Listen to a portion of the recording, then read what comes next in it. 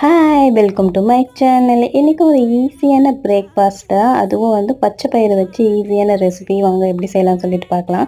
First ஒரு கடாய் வச்சுக்கோங்க. அதில் எண்ணெய் ஊற்றிட்டு கடுகு, சீரகம், வெங்காயம், பச்சை மிளகாய், அதுக்கப்புறம் வந்து மஞ்சத்தூள் ஆட் பண்ணிவிட்டு உப்பு ஆட் பண்ணிவிட்டு நல்லா வதக்குங்க. நல்லா வதக்கிட்ட பிறகு அது கூட வந்து தக்காளி ஆட் பண்ணிவிட்டு இஞ்சி பூண்டு பேஸ்ட் வந்து ஆட் பண்ணிக்கோங்க. நல்லா வதங்கட்டும். அதுக்குள்ளே வந்து ஒரு 6 hours பிஃபோரே வந்து நீங்கள் அந்த பச்சை பயிரை ஊற வச்சு எடுத்து வச்சுக்கணும்.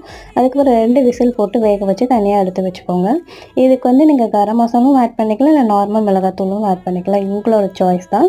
கருவேப்பிலை போட்டுட்டு இந்த வேக வச்ச பச்சை பயிரை எடுத்து இதில் போட்டுட்டு மஞ்சத்தூள் ஆட் பண்ணிவிட்டு உங்களுக்கு கிரேவியாக வேணுமா இல்லை ட்ரையாக வேணுமான்னு பார்த்துக்கோங்க. கிரேவியாக வேணும்னா தண்ணி ஆட் பண்ணிவிட்டு ஒரு 2 நிமிஷம் நல்லா கொதிக்க விட்டிங்கன்னா சுவையான பச்சை பயிறு கிரேவி வந்து ரெடி ஆகிடும்.